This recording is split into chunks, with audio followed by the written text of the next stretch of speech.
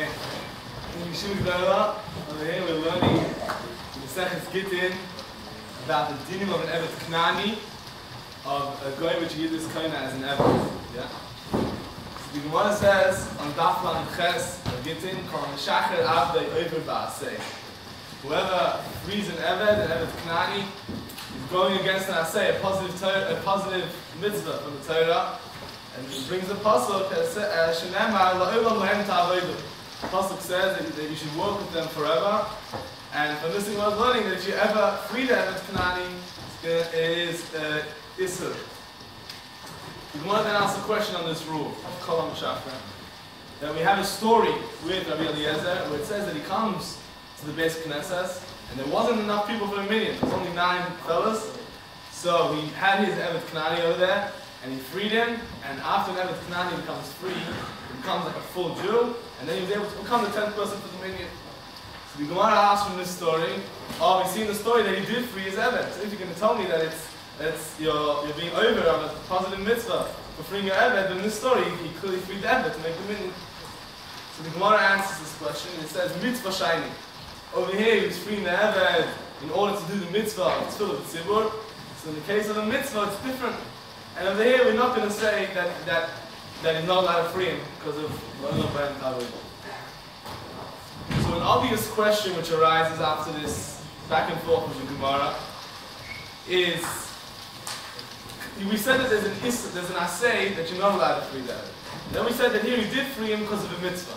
So what sort of solution is it to say that here it's a mitzvah? We have a mitzvah not to free an Evet, and now you're telling me another mitzvah to daven with a minyan when he does want to free the Evet. How is this mitzvah going to be any greater that we shouldn't worry about the other mitzvah? Yeah, the mitzvah of Tefillah B'tzibur.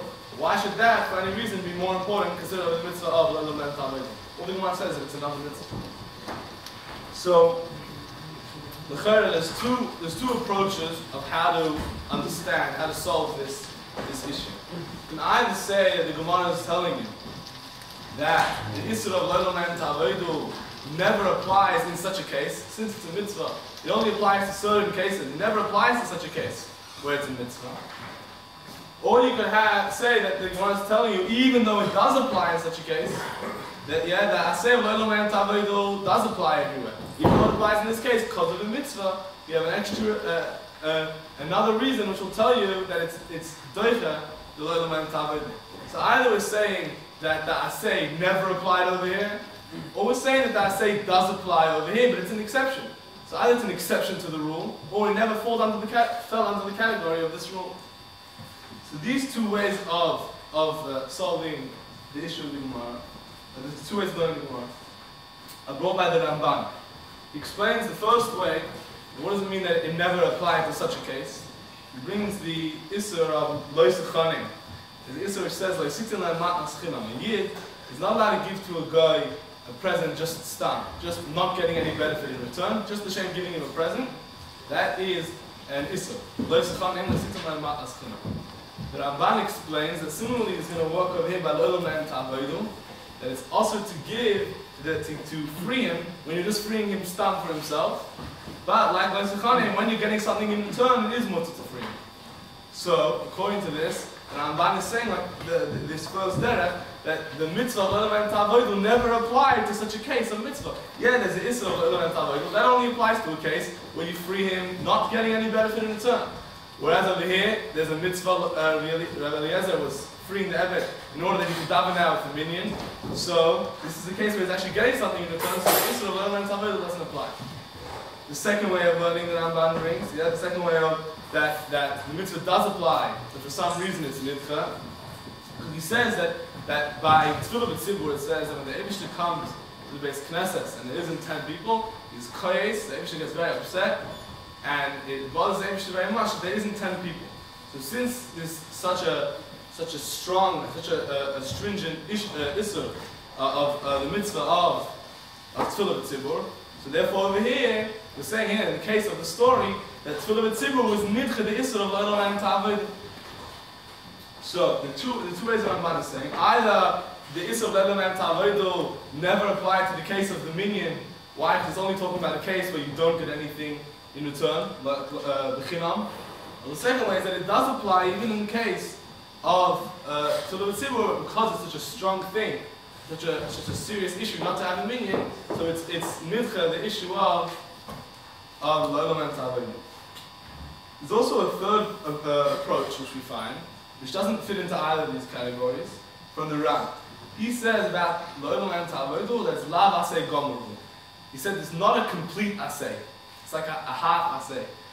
And therefore, in the case of with the minyan, you said that the mitzvah of Tzibur Tzibur is going to be doiches, because it's only like a sort of Aseh. So the Chayra is very hard to understand the Ran, and it makes a lot of sense why the Ramban didn't learn like the Ran. Because Ramban, it makes a lot of sense. Yeah, if there's this issue and this mitzvah, so either we're saying the issue never doesn't apply here, or it's nidcha because of the mitzvah, and it never applied here, or it does apply it, but it's an exception over here. Whereas the Ran is coming and saying that it's lav aseh gomeru, which is a half mitzvah, it's a sort of aseh. We never find ever such a thing in the Torah as an aseh, which is only a sort of an aseh. There's no such thing. An aseh shel Torah is an aseh.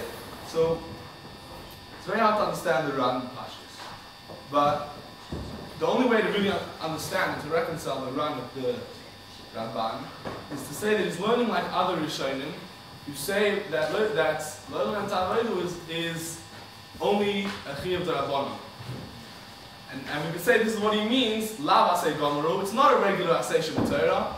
Rather, what is it? It's only midrabanan.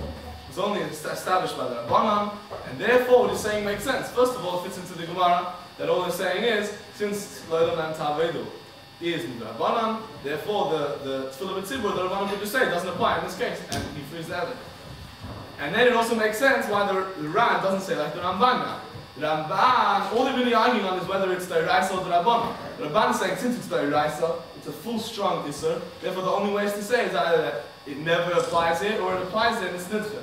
Whereas the Ran, if we're going to learn it, that he's saying Midrabanan, it makes sense. He's saying that since it's Midrabanan, it's a Lav Aseh Gomeru, and that is only a solution to the issue. But it's very difficult though to say that the Ran means the Rabbanan.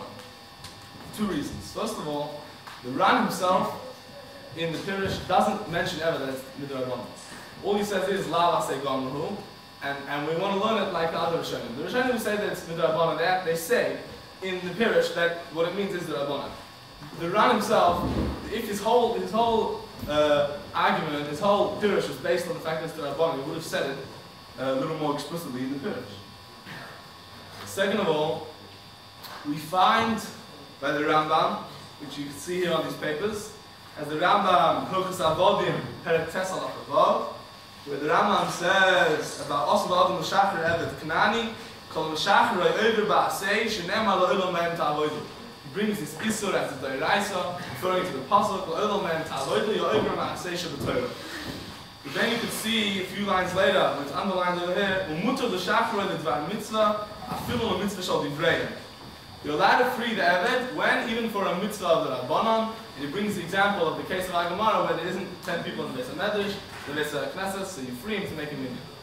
So, how are we going to understand this Rambam? Because this Rambam is saying that on the one hand is Aseh Shel Torah, brings L'olam and Ta'avodu, but on the other hand, we don't worry about it even when in the case of mitzvah the Rabbanan. So then the next thing, number two, the Kesef Mishnah on the Rambam over there, who has explained the Rambam on the words of Mutar L'Zman Mitzvah, yeah? He says, V'kosam ha'ran Perek HaSholeach, Allah Do'over Ba'aseh, the Lav Aseh Gomeru. He brings this Ran, which we said, this third way of learning, that it's Lav Aseh Gomeru, it's not a full Aseh, it's like a sort of Aseh. This is what he's bringing to explain the Rambam over there. So from this, we see that the Ran does mean the Rabbanan. What does the Rambam say? The Rambam says that it's a Doiraisa, and it's even, you can free him even from mitzvah d'Rabbanan. So learning, the Ramban is saying, over here, L'olam Mem Ta'avodu, the way it is itself, is something forever.